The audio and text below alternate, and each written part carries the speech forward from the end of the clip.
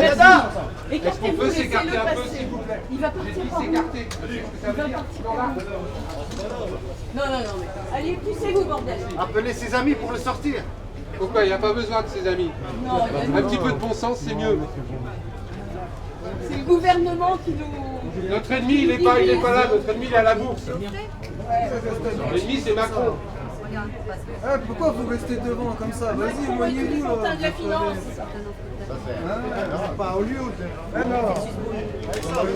Jean-Marie, on t'aime. On t'aime, Jean-Marie. Bisous, hein. À bientôt. S'il vous plaît, laissez de la place. Merci. S'il vous plaît, doucement.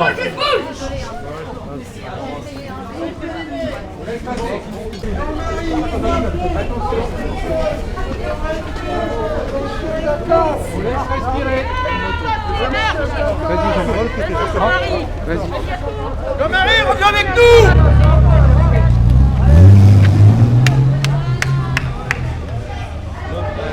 Giscard a eu le courage de venir sur la manifestation, malgré les petits problèmes qu'il y a eu entre lui et Jérôme. Il y a un petit problème épiphénoménal. Il y a quelques dizaines de perturbateurs habituels professionnels qui lui sont tombés dessus pour lui faire la peau, donc on a été obligé de les filtrer parce que sinon il se faisait lâcher. Ouais, j'ai vu ça. Donc il y a des gens qui sont très tolérants à condition que tout le monde dise comme eux. Je sais pas ce que c'est. Peu importe, c'est des anti-tout qui sont pour tout et qui tapent sur tout. Enfin, mais il s'est rendu compte qu'il n'était pas là uniquement pour Jérôme, il était là aussi pour les Gilets jaunes, il était là pour le mouvement. Et que c'est pas parce qu'il a eu un problème entre guillemets avec un gilet jaune que l'ensemble du mouvement était pareil. Donc il a bien compris ça. Donc je trouve que moi c'est bien de sa part. Mais c'est pas idiot, c'est quelques personnes qui sont idiotes, c'est toujours les mêmes qui sont sur les manifs. Je me demande même s'il n'y a pas dans ces gens-là des mecs qui sont payés par Macron pour foutre le bordel. Voilà. En fait, on voulait savoir un bilan en fait. Qu'est-ce que vous pensez de la manifestation? Comment ça s'est passé? Écoutez, moi je trouve que ça n'a pas été très bien géré. Il y avait un rassemblement place Wagram qui avait été annoncé par les Gilets jaunes. Un rassemblement qui devait donner lieu à une manifestation. Et les manifestants n'ont pas pu déambuler.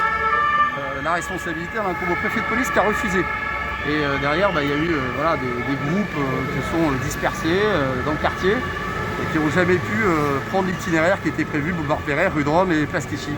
Vous regrettez que qu'on n'ait pas pu manifester? Ah mais je regrette que le préfet ait refusé et vous ait fait stagner ce rassemblement qui n'a pas stagné, qui en fait c'est traduit par des groupes. Stagné, on n'a pas pu avancer du tout. C'est une stratégie, une stratégie du préfet de police pour cantonner en fait les gilets jaunes dans le 17e. Voilà, tous les gilets jaunes ne sont pas des activistes et des casseurs, mais malheureusement il y en a qui venaient en découdre et le préfet de police le savait. Voilà. Merci. Merci beaucoup, bonne journée. Je viens de dire, il y a toujours 218 milliards d'évasion fiscale. Il y a toujours des gens qui sont placés à des postes à responsabilité alors qu'ils sont poursuivis pour des affaires d'agression sexuelle, pour des affaires de détournement de fonds, pour des affaires de trafic de drogue. Il y a toujours des gens qui utilisent des armes de guerre contre des citoyens français. Il y a toujours des gens qui ont été mutilés et qui ne sont toujours pas considérés comme victimes. Et il y a toujours en France des gens qui essayent d'avoir un plus de démocratie. Et apparemment ça gêne ceux qui sont au pouvoir. Tant que c'est le cas, vous aurez des gens dans la rue, qu'ils soient gilets jaunes ou pas d'ailleurs. Aujourd'hui vous voyez beaucoup de gilets jaunes. Non, vous avez des citoyens en colère.